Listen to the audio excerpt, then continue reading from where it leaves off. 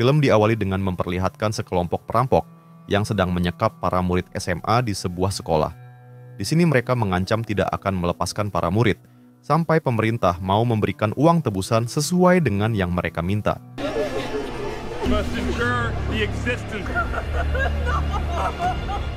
Di waktu yang sama, seorang wali kota sedang menghubungi ketua polisi untuk membahas bagaimana menyelamatkan para murid dari kelompok penculik itu. Dan akhirnya, ketua polisi itu menugaskan seorang kapten pasukan khusus bernama Mason untuk mengarahkan timnya melawan mereka. Kemudian Mason segera meminta semua timnya datang ke TKP, sementara ia dan ketua polisi akan memantau dari jarak jauh. Lalu Mason juga mempercayakan misi ini kepada salah satu anak buah yang bernama Connor, hingga Connor dan tim pun langsung bergegas pergi ke TKP.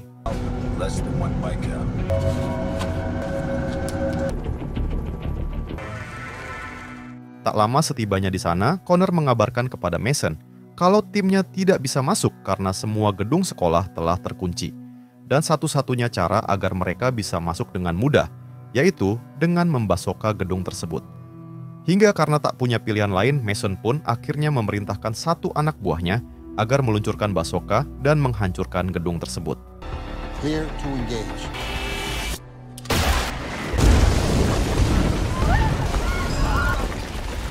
Beruntung para murid yang disekap berhasil menyelamatkan diri dan bahkan mereka berusaha berlari menjauh dari gedung itu.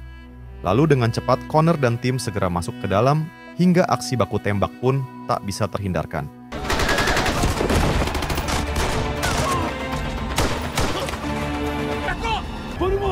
Di tengah pertempuran, si pemimpin penculik berhasil menyandra satu murid yang membuat Connor tidak bisa berbuat apa-apa. Namun di suatu waktu si pemimpin itu malah tak sengaja menginjak ranjau, sehingga membuat ledakan besar pun terjadi di sana.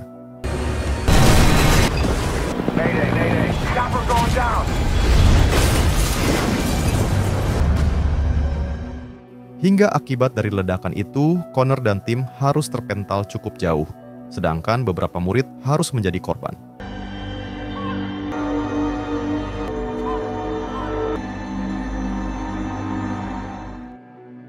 Beberapa bulan kemudian memperlihatkan Connor yang kini menjadi polisi biasa, karena semenjak misi tersebut ia dipindah tugaskan. Dan kali ini, Connor sedang menunggu keponakannya, sebab si keponakan ingin numpang di mobil Connor menuju ke kampusnya. Namun tak lama dan ketika si keponakan sedang berjalan menuju mobil Connor, tiba-tiba ia dikejar oleh satu anggota mafia.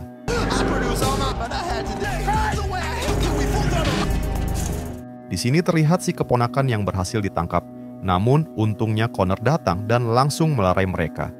Lalu ketika Connor menanyakan ada masalah apa, si anggota mafia malah mengeluarkan senjata, hingga inilah yang dilakukan Connor.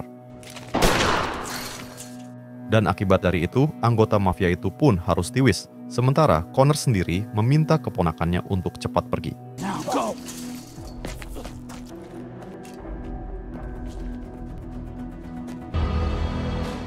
Tak lama datanglah bos mafia bernama Tyrone, beserta dua anak buahnya yang langsung menodongkan senjata kepada Connor. Di sini Connor memilih untuk tidak melawan dan menjelaskan bahwa ia terpaksa menghabisinya karena anak buah Tyrone yang duluan mengeluarkan senjata.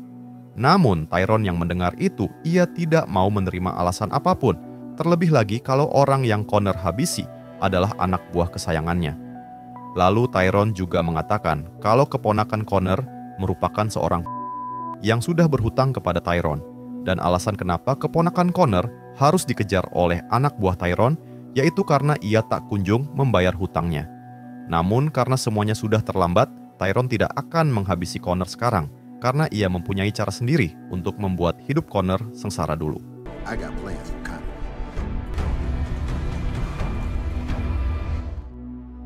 Beberapa saat kemudian memperlihatkan Connor yang sedang diinterogasi oleh dua detektif polisi mengenai tiwisnya satu anak buah Tyrone yang tadi. Di sini Connor mencoba menjelaskan kalau dirinya hanya membela diri sebab anak buah Tyrone mengeluarkan senjata. Namun kedua detektif yang mendengar itu malah menyalahkan Connor dan mereka langsung memecat Connor dari kepolisian.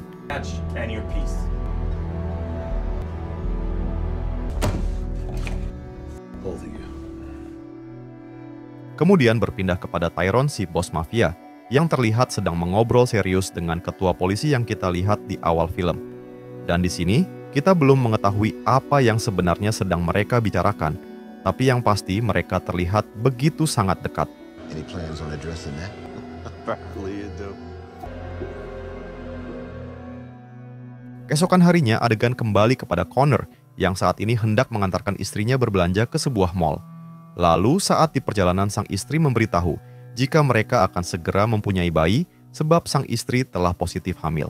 You're pregnant? We're having a baby. You'd be the best mom ever. I love you. Tak lama setelah selesai berbelanja dan saat Connor akan memasuki mobil, tiba-tiba datanglah tangan kanan Tyrone yang langsung menyerang Connor sampai membuatnya pingsan. Hingga ketika tersadar Connor sudah dalam keadaan tangan diborgol di setir, sementara sang istri sendiri telah diculik oleh anak buah Tyrone. Kemudian datanglah Tyrone yang langsung mengatakan, jika Connor ingin istrinya selamat, maka Connor harus mengganti uangnya yang hilang sebesar $2 juta. Di sini Tyrone juga menjelaskan bahwa anak buahnya yang telah Connor habisi selalu menghasilkan uang $2 juta setiap tahun. Namun karena si anak buah itu kini telah dihabisi oleh Connor, maka sekarang Connor lah yang harus mengganti uang 2 jutanya dan mencurinya dari saingan bisnis Tyrone. Dan apabila Connor menolak, maka istri Connor yang akan menjadi korban. Dan Tyrone memberi waktu 2 malam dan menunggu Connor di markasnya. That's impossible. I'll give it to midnight. I don't have 2,000. Singkat waktu, orang pertama yang Connor datangi adalah adik kandungnya, yang merupakan mantan pasukan khusus dan pernah satu tim dengan Connor saat di awal film. Namun setibanya di sana, si adik tidak mau membuka pintu, karena ia merasa telah dibuang oleh Connor. Terlebih lagi Connor tak pernah memberinya kabar. Hingga dengan terpaksa Connor pun harus mendobrak pintunya. Lalu terjadilah aksi baku hantam antara mereka.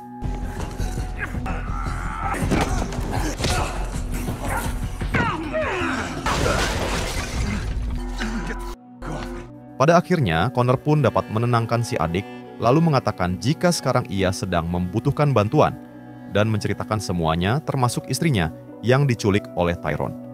Bahkan Connor juga menjelaskan kalau sekarang Tyrone memintanya untuk merampok uang dari kelompok mafia saingannya sehingga membuat si adik mau membantu Connor. We're on Paris.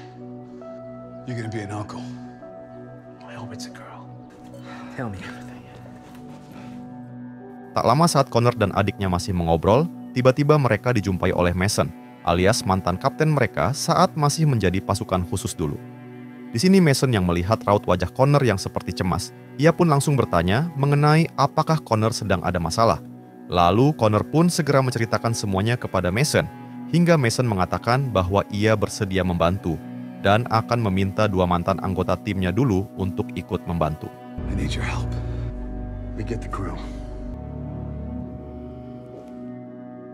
Keesokan harinya memperlihatkan Mason dan timnya yang telah berkumpul dan mempersilahkan Connor untuk menjelaskan apa yang harus mereka lakukan.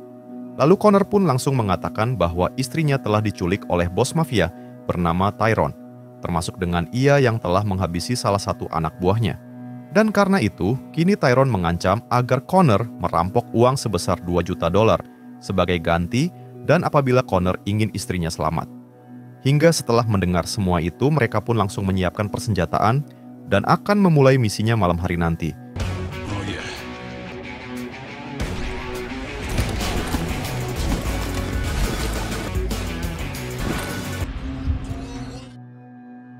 Pada malam harinya, terlihat mereka yang telah sampai di tempat mafia saingan Tyrone.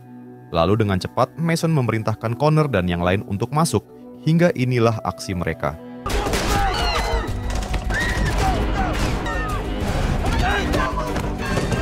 Pada akhirnya, dan tak butuh waktu lama, Mason dan tim berhasil meratakan musuh lalu mengambil semua uang yang ada di balik tembok.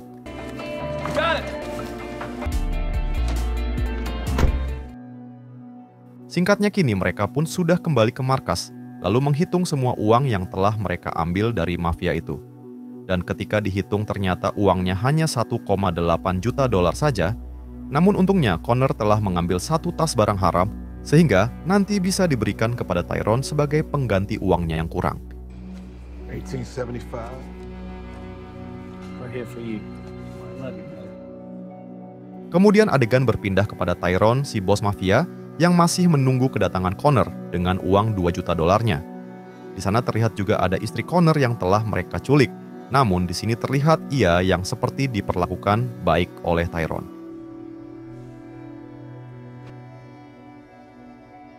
Tak lama Tyrone dihubungi oleh Connor untuk memberitahu kalau semua uangnya sudah ia dapatkan dan akan segera diantarkan bersama adiknya. Namun sebelum lanjut ke sana, Connor ingin mendengar dulu suara istrinya, dan itu agar ia bisa memastikan kalau dia baik-baik saja. Candace!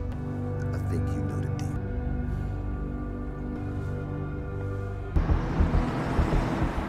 Kemudian Connor dan sang adik pun langsung bergegas ke markas Tyrone. Namun saat di perjalanan si adik meminta Connor agar menepi dulu sebentar ke toilet. Dan saat di dalam toilet, ternyata si adik malah memakai barang haram. Karena ternyata ia merupakan seorang. Let's do this. Singkat waktu akhirnya mereka pun sampai di markas Tyrone. Dan di sana mereka langsung diperiksa oleh tangan kanan Tyrone. Lalu setelah dirasa semuanya aman, Connor dan adiknya dipersilakan masuk ke dalam untuk melakukan pertukaran uangnya dengan istri Connor.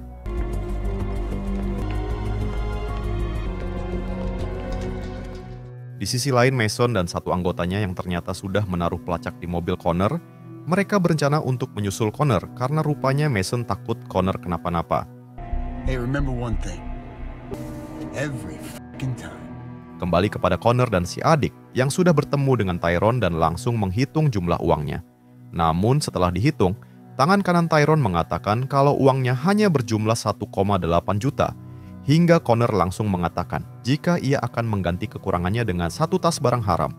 Hingga pada akhirnya Tyrone pun setuju dan ia langsung melepaskan istri Connor, lalu meminta Connor untuk menyerahkan 1 tas barang haramnya. Namun ternyata barang haram tersebut malah disembunyikan oleh si adik, sehingga Tyrone dan para anak buahnya langsung menodong mereka. Dan di sini Connor tidak mempermasalahkan hal tersebut, karena yang terpenting sekarang mereka bertiga bisa keluar dari markas Tyrone. Meskipun pada akhirnya mereka harus melawan Tyrone dan para anak buahnya.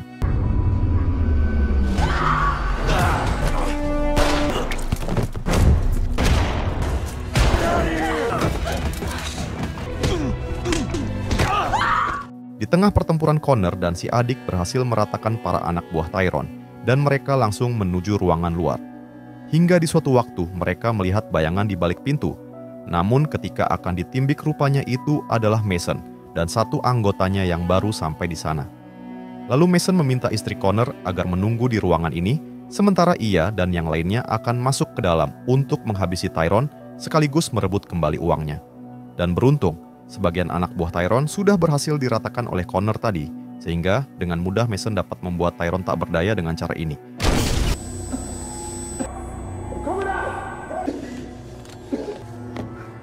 Pada akhirnya Tyrone berhasil ditodong oleh Mason dan yang lain.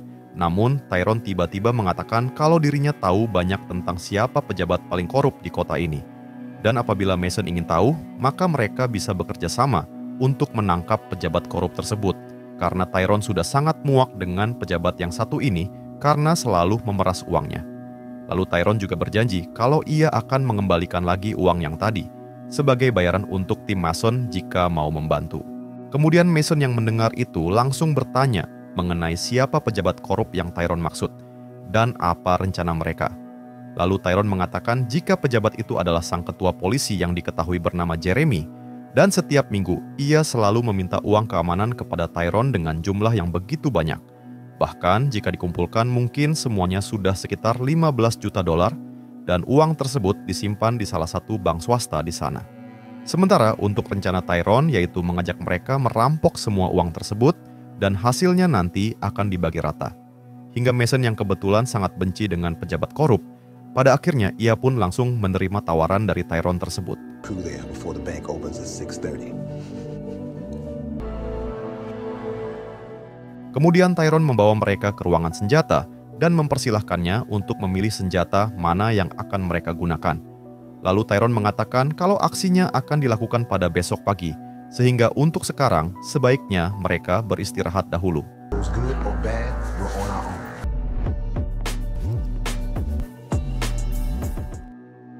Keesokan harinya memperlihatkan mereka yang sedang dalam perjalanan menuju ke bank, tempat Jeremy si ketua polisi menyimpan uangnya. Namun ternyata Jeremy sudah berada di depan bank itu, karena ia juga berencana akan memindahkan semua uangnya pada pagi ini. Sementara Tyrone yang menyadari hal tersebut, ia pun langsung meledakkan salah satu mobil yang ada di depan bank. Sehingga aksi tembak-tembakan pun terjadi di sana.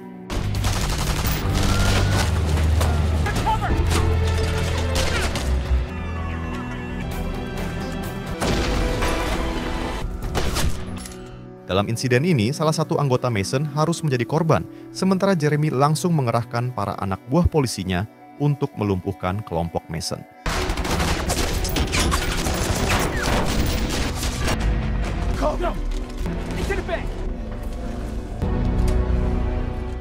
Di suatu kesempatan, mereka mencoba masuk ke dalam bank, dan Tyrone langsung mengancam manajer bank untuk menyerahkan semua uang Jeremy. Namun, tak lama dari itu, mereka harus terjebak di dalam bank tersebut. Karena di luar, sudah banyak para polisi dan tim SWAT yang mengepung. Hingga mau tidak mau, mereka pun harus kembali lagi menyerang. Sehingga inilah aksinya.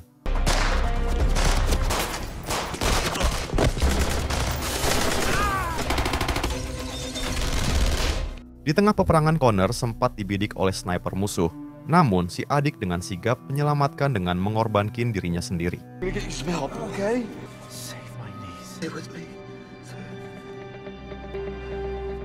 Di waktu yang sama, tiba-tiba datanglah satu mobil yang menabrak bank tersebut, dan rupanya itu adalah anggota Mason yang telat datang. Lalu dengan cepat ia langsung melindungi Mason dan yang lain agar bisa kabur. Meskipun si anggota sendiri harus tertimbik oleh Jeremy. Bahkan tanpa ragu, Jeremy juga menimbik salah satu rekannya sendiri yang selama ini mencurigainya sebagai polisi korup. Namun beruntung hal tersebut berhasil direkam oleh salah seorang detektif yang sedari tadi sedang bersembunyi di tempat itu.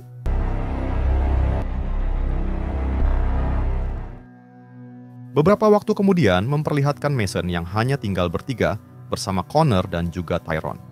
Dan saat ini mereka bertujuan untuk kabur ke bandara sambil membawa uang Jeremy yang telah berhasil mereka dapatkan. Lalu Mason yang sadar jika mereka sedang dikejar oleh Jeremy dan para anak buahnya, ia pun meminta agar Connor dan Tyrone berlari karena bandara sudah cukup dekat. Dan di sana sudah ada istri Connor bersama satu pilot pesawat, sementara Mason sendiri akan menahan serangan pasukan Jeremy. Hingga karena tak ada pilihan lain, akhirnya Tyrone dan Connor pun pergi, sedangkan Mason langsung bergegas dan inilah yang terjadi.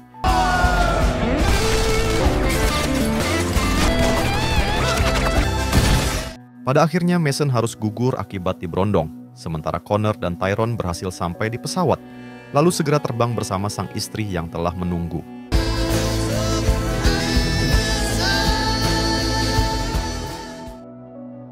Beberapa minggu kemudian memperlihatkan si detektif yang memberikan bukti video rekaman mengenai kejahatan Jeremy kepada sang wali kota. Di sini si detektif juga mengatakan kalau kejahatan Jeremy bukan hanya ini saja, karena masih banyak lagi yang bisa ia buktikan.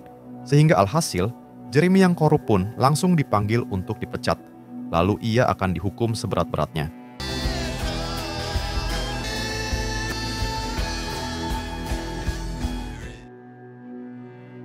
Beberapa bulan kemudian memperlihatkan Connor dan sang istri yang sekarang sudah mempunyai seorang bayi.